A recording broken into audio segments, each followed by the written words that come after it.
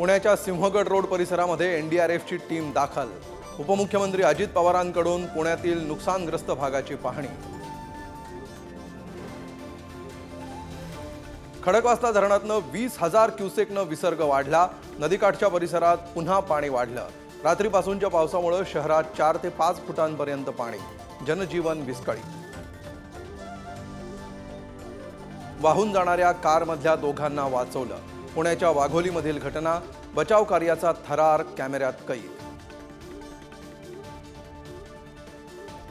मुंबईत येत्या काही तासात अतिमुसळधार पावसाचा अंदाज। हवामान विभागाकडून रेड अलर्ट। गरज असेल तरच घराबाहेर पडा, मुख्यमंत्र्यांचं आवाहन। उल्हास नदीनं धोका पातळी गाठल्यामुळे बदलापूर शहरात पाणी शिरलं। एनडीआरएफ टीम दाखल। हेंद्रेपारा परिसरामध्ये 2 फूट पाणी तर उल्हासनगरमध्ये मुसळधार पाऊस।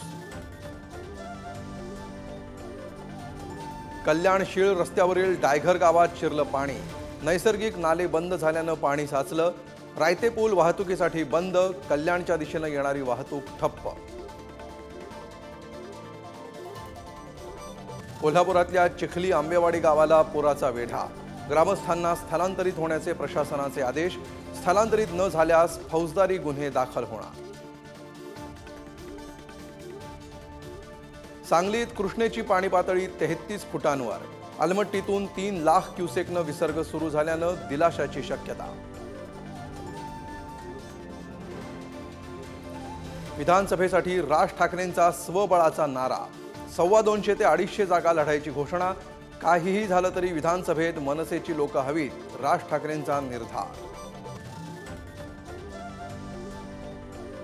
ज्येष्ठ साहित्यिक फ्रान्सिस दिब्रिटो यांचं निधन।